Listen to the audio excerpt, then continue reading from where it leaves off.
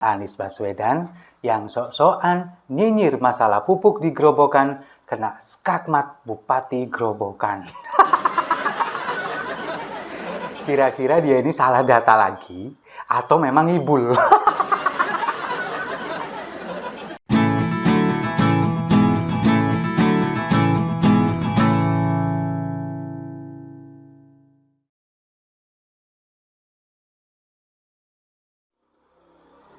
Salam damai untuk Indonesia, berjumpa lagi bersama saya, Papa Dimas. Info kali ini datangnya dari Anies Baswedan yang sok-sokan nyinyir masalah pupuk di Grobogan kena skakmat Bupati Grobogan. Kira-kira dia ini salah data lagi atau memang ngibul? Ketika dia berpidato di depan relawannya, dia menyinggung masalah pupuk, kelangkaan pupuk di Grobogan, Jawa Tengah. Katanya, ceritanya bertemu dengan seorang petani bernama Suwarto, kemudian mengeluhkan masalah pupuk. Dulu biasanya beli pupuk pakai ember di KUD. Sekarang susah, kalau beli ditanya subsidi atau yang non subsidi dan lain sebagainya. Ya, ada videonya tapi nggak saya tampilkan, bosen lihat Anies mulu. Tapi kita omongin terus ya. Nah, itu dia berbicara seperti itu. Seorang petani katanya seolah-olah dia ini pupuk langka, kemudian mengeluhkan kepada Anies Baswedan. Nah, lalu kemudian dengan begini, kalau menurut saya, kenapa kok dia kemudian memilih Grobogan yang ada di Jawa Tengah? Ya tujuannya memang cuma satu, kepingin nyerang calon presiden yang saat ini menjadi gubernur Jawa Tengah, Ganjar Pranowo.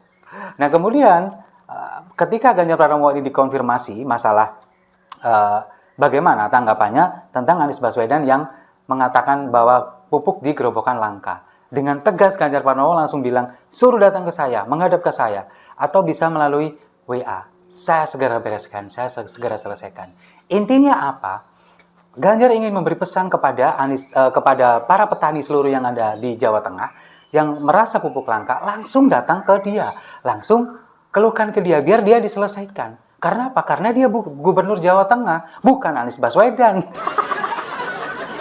Lagian tuh petani ngapain sih harus mengeluhkan ini ke Anies Baswedan? Emang Anies siapa? Dan lebih konyolnya lagi, yang kelihatan banget dia ngibul, dia bilang bahwa ketika terakhir dia mau pamit, dia bilang bahwa Bapak kenal dengan saya. Enggak, katanya. Kemudian ditanya, saya gubernur DKI, katanya. Anies Baswedan. Anies Baswedan yang gubernur DKI itu? Iya, katanya. Jadi selama perbincangan ini dia nggak tahu kalau dia itu siapa.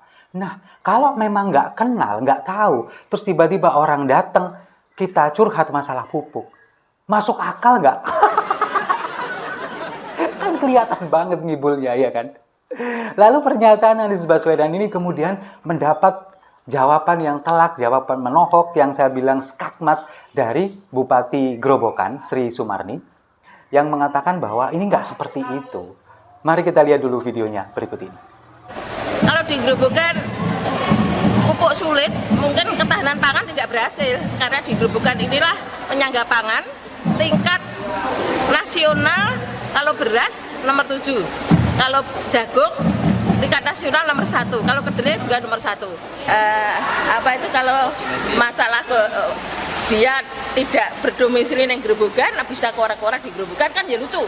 Ya. Koordinasi kan? Iya, harusnya kan ya kalau memang dia mau ke lapangan, koordinasi dengan bupati bisa, koordinasi sama dinas terkait bisa, termasuk ya kali ternyata sudah panen tidak ada masalah. Berarti yaitu tadi tujuannya mungkin ya politik itu. Nah, sudah jelas kan? Jadi memang kalau misalkan pupuk langka, nggak mungkin Grobogan ini menjadi salah satu ketahanan pangan nasional. Dia ini menjadi ketahanan pangan nasional padi atau beras nomor 7 nasional, kemudian jagung nomor 1, kedelai nomor 1. Kok bisa pupuk langka di sana? Bahkan Sri Sumarni mengatakan bahwa kalau misalkan memang mau mengecek atau mengobok-obok, kata dia bilang mengobok-obok wilayahnya, koordinasi dulu lah dengan pemerintah daerah. Jangan ujuk-ujuk datang ke sana, nggak tinggal di sana, kemudian mengorek-ngorek di sana, kemudian menyampaikan kepada publik. Ini kan memang nggak punya adab. Pemerintah daerahnya dilewati, kemudian tidak, istilahnya kalau orang Jawa tidak nuwun sewu, datang ke sana, kemudian mengobrak-abrik semua, diomongin ke publik tanpa konfirmasi, tanpa koordinasi dulu dengan pemerintah daerah. Lagi pula, kalau misalkan memang ada petani yang kemudian merasakan mendapatkan pupuk susah. Ini saya punya saudara, punya teman yang ada di Kota Batu, memang petani. Ini kan mereka punya Gapoktan, gabungan kelompok petani. Ada kelompok taninya di sana. Mereka pasti berkoordinasi, kemudian juga pasti di bawah dinas pertanian setempat, dari Pemda, baik dari kota ataupun kabupaten. Mereka menaungi itu, kelompok tani, ada koordinatornya, kemudian juga setiap kali ada keluhan disampaikan ke sana. Misalkan kurang pupuk, bagaimana menghubungkan dengan distributornya, kan seperti itu yang setahu saya. Saudara saya sih ceritanya begitu, yang petani. Nah, ini yang kemudian mencurigakan, ini si Sumarto ini benar-benar petani atau bukan sih? Masa iya petani nggak punya kelompok tani? Petani nggak bisa menyelesaikan masalah di lingkup kelompok taninya, kemudian dijembatani oleh dinas pertanian kabupaten atau kota? Kan kayak nggak mungkin gitu loh. Harusnya memang kalau seorang petani ini pupuknya langka, kemudian dilaporkan kepada ketua kelompoknya, bagaimana saya mendapatkan pupuk ini susah, begini semua dan lain sebagainya, dikoordinasikan dengan distributor lagi, distributor pupuk, pabriknya dan sebagainya, lalu ke dinas, ada tahap-tahapannya. Bukan orang yang ujuk-ujuk datang, nggak tahu dia siapa, nggak kenal dia siapa, tahu-tahu curhat masalah pupuk. Kan ketahuan banget kalau itu ngibul. Lagi pula kalau misalkan kita lihat, apa yang disampaikan oleh Anies Baswedan bahwa petani ini kelihatan barusan tangannya ngerabuk katanya, melakukan pemupukan. Terlihat dari tangannya yang kotor. Kemudian petani ini tadi bercerita bahwa pupuk ini dia bisa dulu beli pakai ember. Oke, sekarang pertanyaannya, apakah benar pupuk yang berupa serbuk ketika kita merabuk itu dibelinya dari ember? Setahu saya yang membelinya pakai ember itu adalah pupuk berupa pupuk cair. Sementara pupuk yang serbuk ini belinya pakai karung plastik atau yang orang Jawa bilang gelangsi. Itu setahu saya. Mohon maaf kalau salah, silakan dikoreksi. Tapi setahu saya, pupuk yang dibeli menggunakan ember itu adalah pupuk cair, bukan pupuk bentuk serbuk.